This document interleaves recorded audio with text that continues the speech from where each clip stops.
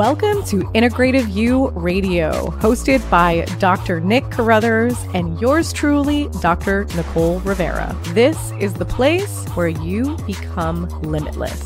We are covering the latest and greatest topics, of course, in a disruptive fashion, around integrative medicine, mental health, and human behavior. We are also covering how those topics affect the human and family dynamics. We will be sprinkling in some truth bombs for our healthpreneurs so they can join us in our mission to evolve healthcare. If you are health curious and growth focused, you are in the right place. But buckle up, because this is real, this is raw, and this is disruptive. This is Integrative You Radio.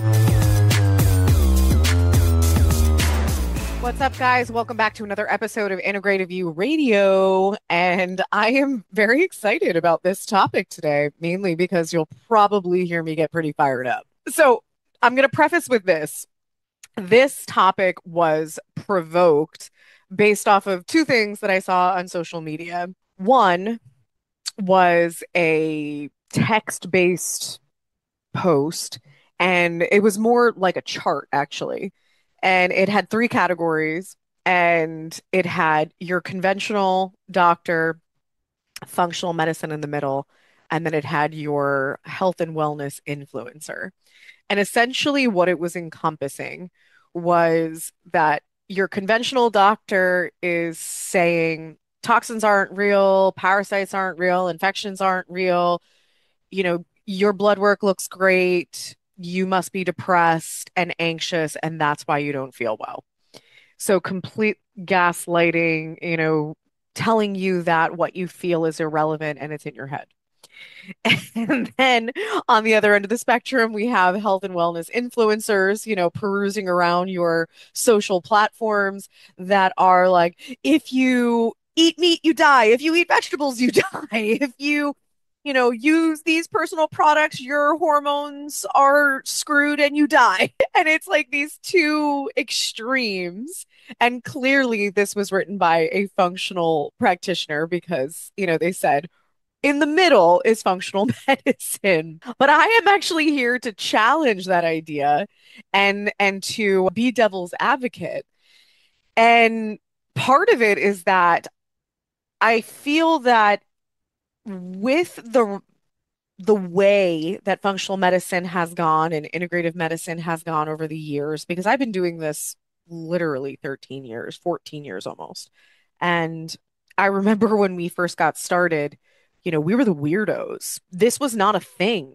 Functional medicine was just becoming a little bit known. Integrative medicine was like, what is that? What are you talking about? But we dealt with a lot of skepticism, a lot of pushback, a lot of people telling us that we're crazy and irrelevant and we do voodoo weird shit. We're witch doctors, you name it, we heard it. But we weathered the storm, and now the market is very, very saturated. And it's a mixed fucking bag, guys. There's a lot of mixed information, even when it comes to functional integrative medicine.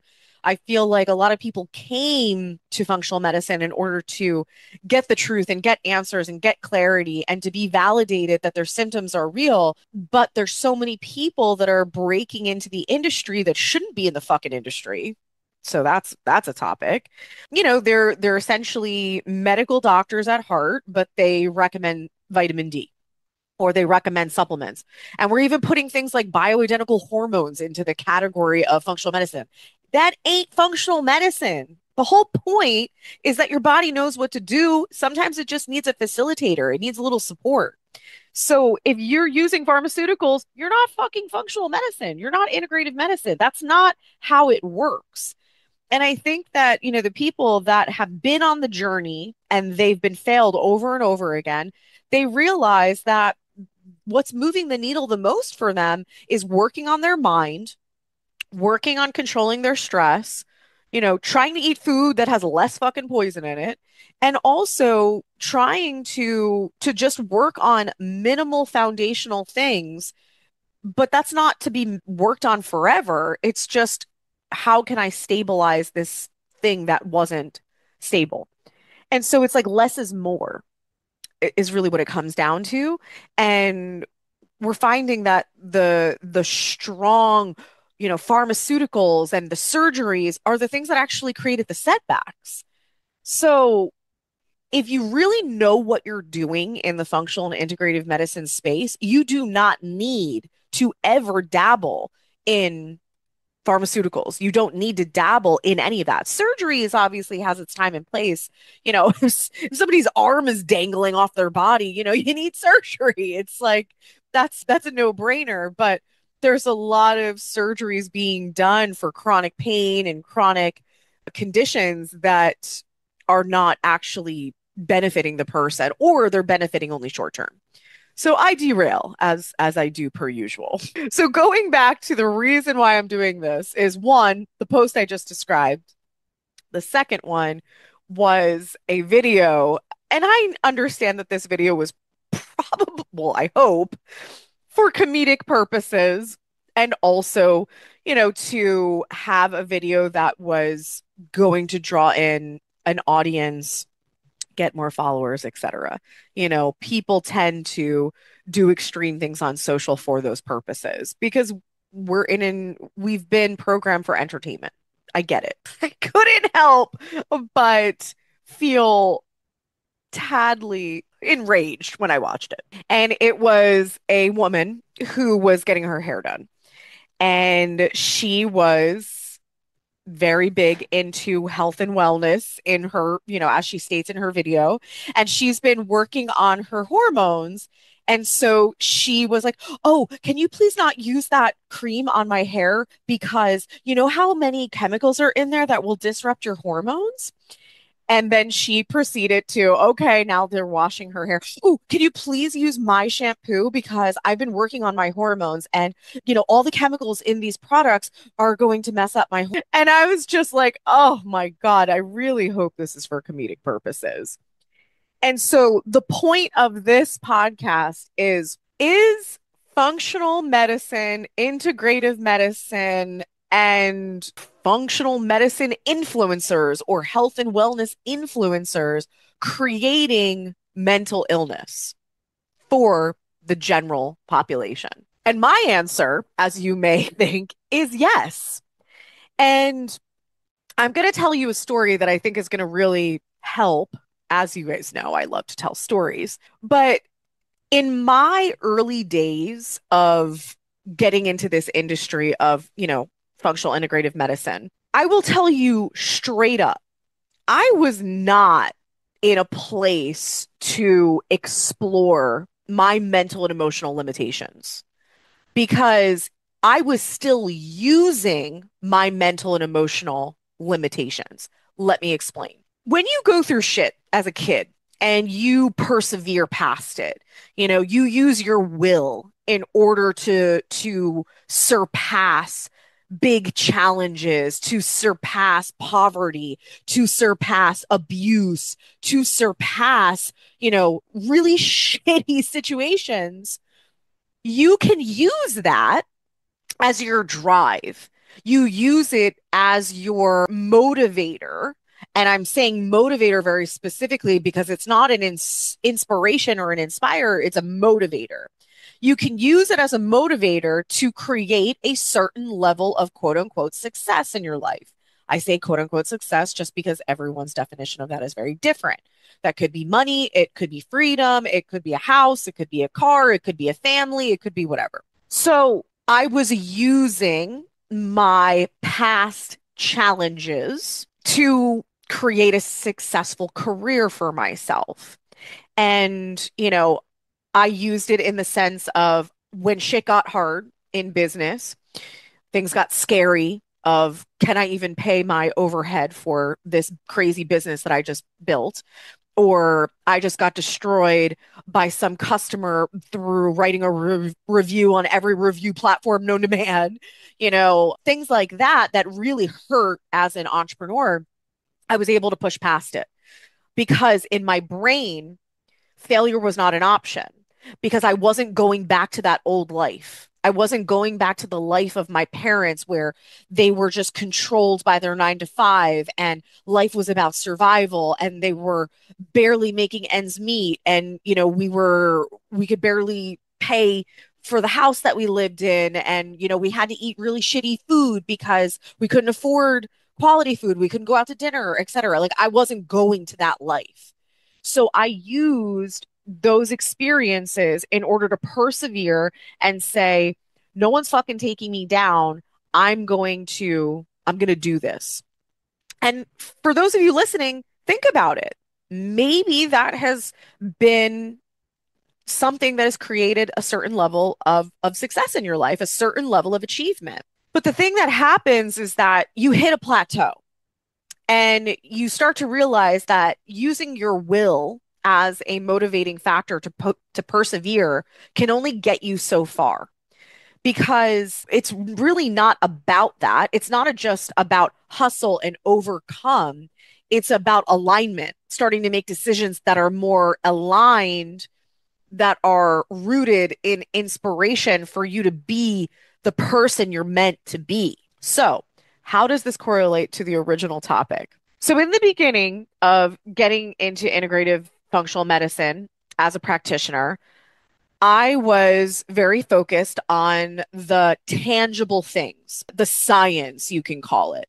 And it was this person has these biochemical imbalances based on their blood work. They have these symptoms, they have these physical issues from scar tissue to old injuries to surgeries that are creating certain nerve blockages, et cetera, et cetera. And so I worked in that model.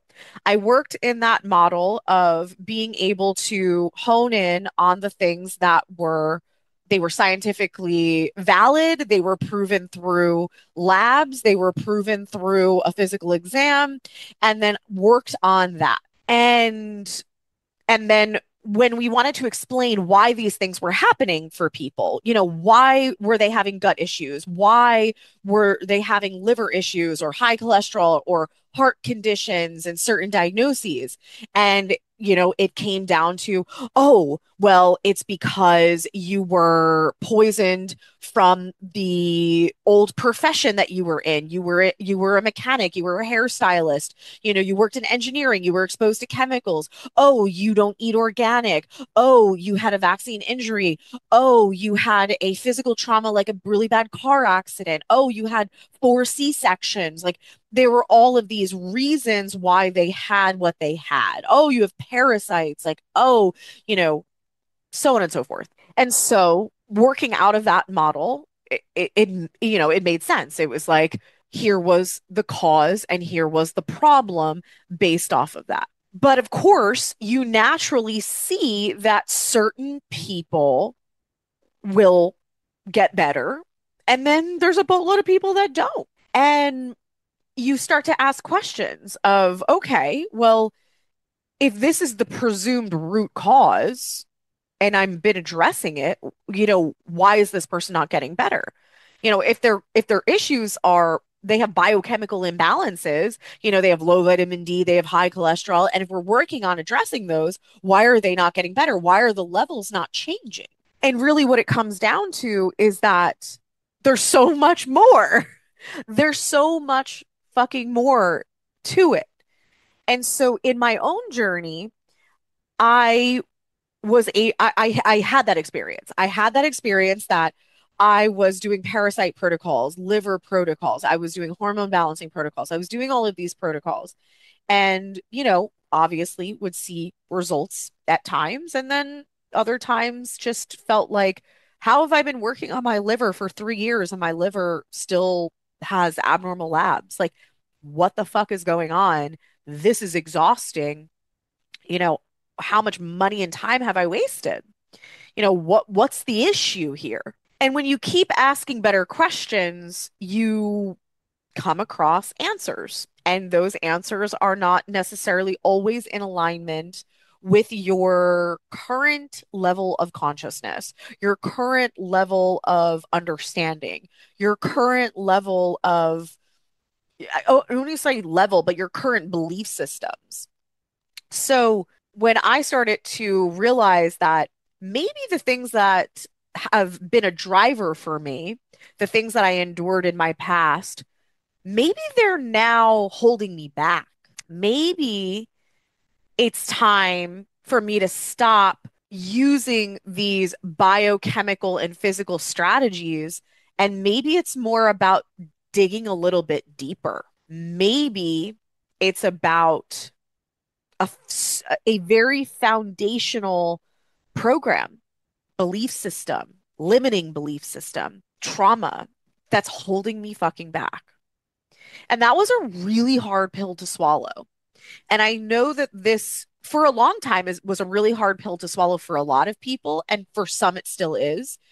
But I do think that there is a little bit more talk now, especially post COVID, of how significant stress is on the body, on your health, how significant it is when you live in fear, you live in anxiety, and how it feels really hard to get ahead in your health, get ahead in your job, get ahead as a parent, get ahead in anything.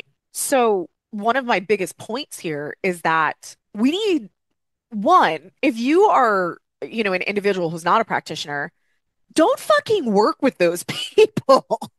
Don't work with the people that when you sit down for your review of findings, they give you like the horror story of how you fucked yourself up and everything you do is poison and everything you do is harmful and like you need to eliminate and change everything about your entire lifestyle because if you don't, you're fucked and you're going to be sick forever. Like that's not how it works. And this is one of the reasons why, when you look at other cultures, people always make comments about people in Italy, where I live now, people in France, and they don't ever go past the surface. They say, why can French people eat cheese and smoke cigarettes and drink wine and be skinny and be healthy? And, in Italy, how does everyone just eat pasta and bread and drink wine and they're healthy? And in America, you have all these people doing these trend diets, restricted diets, taking vitamins and supplements. You can't even get vitamins in Italy. I literally have to like smuggle shit in from the US. Like I can't even get things here. It's wild experience. But like people don't take them because they actually get nutrients from their food.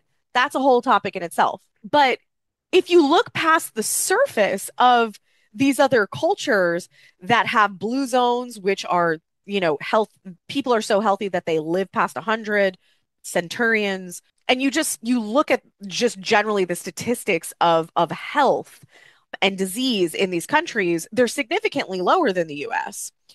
And the reason being is because they are less stressed than us.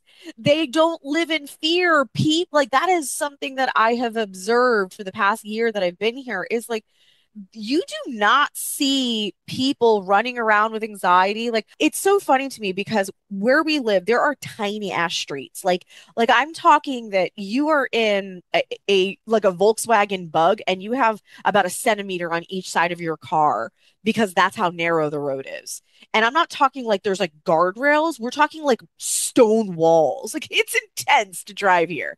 And guess what? Those skinny streets are two-way streets. So when depending on the position, whoever is closer to a driveway or something, that person has to back up and get out of the other person's way. Oh, it's wild. But still to this day, when we're driving and I will be like gripping the sides of, the car, the door, and I always notice that the Italian that, is driving and we end up bumper to bumper and like somebody's got to back up, they never even flinch. Like they're not like that doesn't happen. And I'm always like, damn, like these Italians are just so fucking chill. Like, how are they so relaxed all the time? People drive Vespas and scooters around here and they drive crazy. They split lanes, like they're on highways. And again, a car, you see a car switch lanes and like almost clip a scooter, and they don't panic. They just look at them and they keep going. And it's so interesting because it shows me that their nervous systems are so much more stable. They're not wired in fight or flight the way so many Americans are. When I was in America, like my kid he's a super freak. He knows how to swim. He was climbing stairs at like a little over one. We just let him do his thing because we know that one, we taught him, you want to go upstairs, you know how to go downstairs. We taught him how hold on to certain things when you're doing hard stuff. Like his agility is insane, but he scares the shit out of people. But what's comical is when we were in the US, like like if we were out in public and he did something like that, jumped, climbed, etc., there would be random strangers, like moms or dads, running over thinking like he's gonna die. And then I'm just sitting there, I'm like, he's fine. And it does that doesn't happen here in Italy because they're just like clearly like their mentality is more like if his parents think he's going to get hurt, the parents are going to do something. And number two, kids get hurt sometimes. Like, you know, they'll be fine. So the point is that these cultures that we deem healthy, the root of their health is less stress, less hustle bustle, less go, go, go, go, go, go, go, and less fucking pressure on themselves of you need to do, you need to go, you need to earn, you need to be successful, you need to reach a certain level of status in your life, in your neighborhood, in your job, in your family, etc.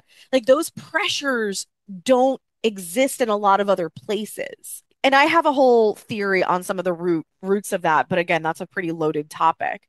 But I think it's actually a very interesting topic, so maybe I'll bring that to you in the next podcast. So, essentially, what I'm trying to say here is that there are people that are living their lives not thinking twice about what they eat. Again, other countries, food is significantly less poisoned, and there's no use of certain pesticides and acaricides that are allowed in the US. So, yes, we have that layer, of course. But is it perfect? Do they not use any level of chemicals? No, that's not true. They definitely do. But they're smoking, people smoke like friggin' chimneys here. Like smoking cigarettes, drinking wine. Yes, the wine is more pure, it has less preservatives, sulfites, all that jazz. Yes, of course. But they're doing a lot of these things that have been deemed super unhealthy, but somehow they are healthier. And we can't just say, oh, it's less chemicals. It's the lifestyle. It's the less stress. It's the fact that these people are not in fight or flight. They are not anxious. They are not running on empty. They're not burnt out. They have more balance built into their culture. And they don't have to fight for time off from their job. They don't have to fight for those things because they're built into the culture. I'm living in the Sorrento area right now, fortunately, unfortunately, but for me, this is not going to be a place that I can stay long term because literally 3 months from December, actually 4 months, December, January, February, March, everything is like most of everything is closed. And it's because these people here in this area, because it's a tourist area, they work their butts off in the quote unquote season. The season's very long here because of the weather. When all the tourists are here, but then they all go to Thailand. I don't want to say all, but like literally a large portion of the people that live here, they all go to Thailand for anywhere between a month to 4 months. And then they come back and they work again. Like you could never ask for that in the US. I'm gonna go away for 4 months. Or even if you own a business, like everyone would be like, oh, they closed. Like it's not common that people would go away. And like if I had my integrated wellness group still in Belmar, if I closed for 4 months, I would be almost rebuilding my business when I got back because it's not normal. Like people would be like, I'm finding another doctor. So, there's a lot of reasons for this, but overall, I do think that we need to get away from this bullshit of oh, if you're not so strict and on an elimination diet and you've cleaned everything bad out of your personal products, your makeup, your body wash, and you haven't, replaced every single type of cleaner in your house. Oh, and also you should do a bunch of remediations in your house because you need to get rid of, old things that might have asbestos. You need to get rid of any lead paint. You need to get rid of the spray foam insulation because that off gases. Oh, and you got to get your house checked for mold. Oh, and then you need a full water purification system. You know, listen, do I own almost all of those things? I have water purifications, water distillation, I have air purifiers, I have all of that stuff. I'm still very particular in what I eat, but I find it so interesting that I'm living in a place where you observe people that don't have any of those things and are significantly healthier. And again, you can say, oh, less toxins in other countries, but is it really just that? So, the big point that I want to drive home in this podcast is, are we subscribing to this idea that all of this happened to us? I'm chronically ill because I was poisoned by the government and the food industry. And I was also given too many shots as a kid. And then I was recommended pharmaceuticals from my doctor that had side effects. And then I was given a bad surgery.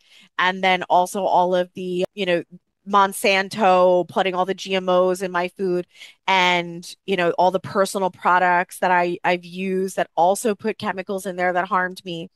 Are we just falling into being a victim of our choices, knowingly or unknowingly? Because if you want to get into the science of guilt, shame, victimization, it is the lowest frequency, lowest vibration emotions that exist. And what that means is that if you're going to live in that place of a low vibration, you're going to stay in fight or flight.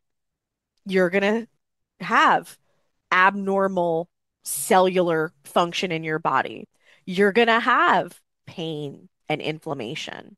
You're going to have a lack of serotonin and dopamine. So, is this really benefiting us? These, influencers, these doctors that are telling us, like, you've been a victim of poisoning and toxicity and our conventional medical system and this and that. And, if you just cut all of this stuff out, you'll be fine. Because what if you're not? Because there's a strong probability you're not gonna be. Because I've seen it. I've seen it a million times. I've seen people go to the fucking deep end.